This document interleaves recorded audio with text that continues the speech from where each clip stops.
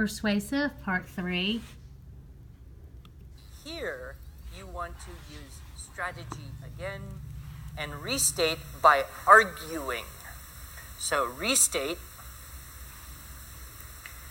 by arguing. Now, here is where you get the essence of an argument. And I should think you would all be very good at this because you're teenagers, so you generally know quite well how to argue, right? You generally will do it like this. Well, Mom, what you said is not quite true because of this, and this. But what I said actually is the case because of this, and this, and therefore you should let me go on the trip with my friends tomorrow, right? You tend to instinctively know that to argue, you discredit the con, right? So whatever you said here and here, that's not really true. And then you reaffirm the pro. What you said here and here is actually true. And therefore, I am right. Right? Therefore, you would, at the very conclusion, state the truth. Supported then by your argument. So you kind of start out your persuasive essay. You give the impression of being open-minded, right? And then you lead the person through various facts to the point where the pro is more pro than the con is con. And if you need to then back it up and say, yes, clearly, comfort food, good heavens, you can get the same effect from bananas, right? Good heavens. You know, a nice yogurt smoothie would do the same for you as a donut. Worst case scenario, have some waffles, but don't descend to the low level of empty calories, which will actually suck and leach the nutrients out of your body, making you weaker and weaker and weaker, not stronger. Not only that, it pulls up your blood pressure, all those empty calories, and you will be worse off for it because look at this, right? Sugar will kill you eventually. Therefore, give up donuts. Evidently haven't persuaded some people in the room. Okay, but do you see? Now, let's say that you wanted to go the opposite way. Let's say you wanted to persuade someone that donuts were an excellent food. You could almost flip your essay, couldn't you? And say, well, a lot of people complain about sugar, but let's face it, there's sugar in everything. Every breakfast cereal, every restaurant meal, there's sugar everywhere. If sugar was going to kill you, it would have already. Right? And of course, calories. Everybody knows you need calories. Where you get them from. I mean, especially when you're young, you need a lot of calories because you got to run around and flop on the floor and procrastinate all day, and that takes a lot of energy. But the real reason for donuts is they nurture your soul. You feel happier. You spread joy. The world is a better place because of donuts. Therefore, forget about health, eat donuts, die happy. All right, see? So you kind of flip the essay. Do you see how that went? Let's take another issue. A lot of people have a strong feeling about which is a better pet, a dog or a cat, right? Yeah, everybody. As soon as you say that, everybody goes, dog, no, cat, no, dog, let's argue.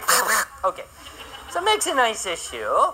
Now, let's say you are going to go pro-dog, right? Dogs are better than pets. If that was your position, what would be the least reason for having a dog over a cat? Or maybe the most reason for having a cat over a dog?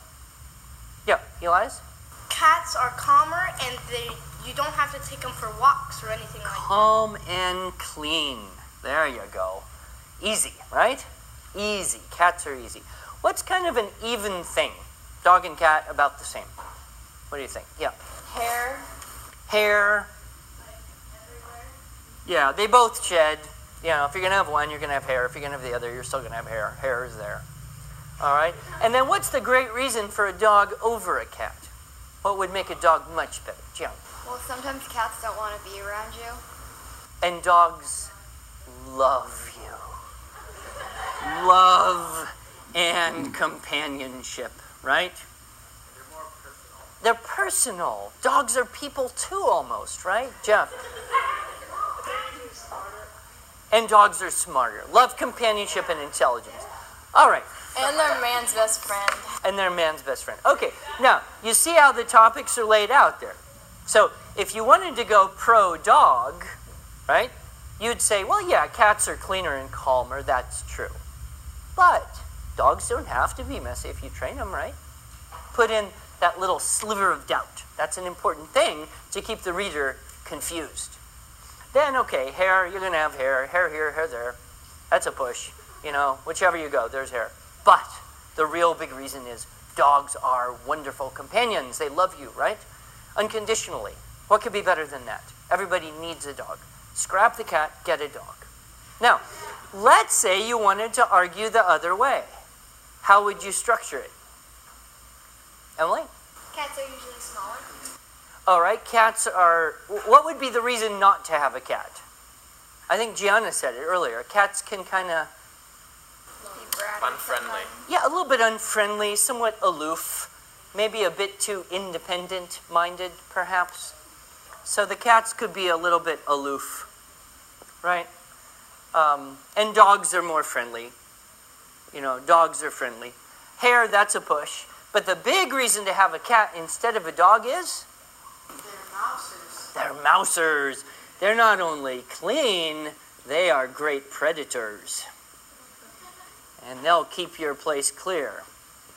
So you can almost flip your essay. Do you see it? So here we're saying the cat is calm and clean, and the dog is great companionship. Here we're saying the cat may be not great companionship, but it sure is clean and useful. Right? So you can almost flip your essay. Question, comment? What do you mean by clean? Because if they're predators, don't they like eat rats and like... Yes, but for the most part, you don't have to clean up after a cat the way you do after a dog, especially if you have a small backyard.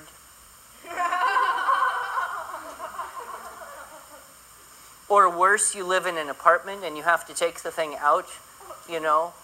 Cats can just, you know, use a little box somewhere. So, I don't know. It's up to, I'm just saying as an example, you can almost flip the essay. Let's take a couple more. Can anyone think of a question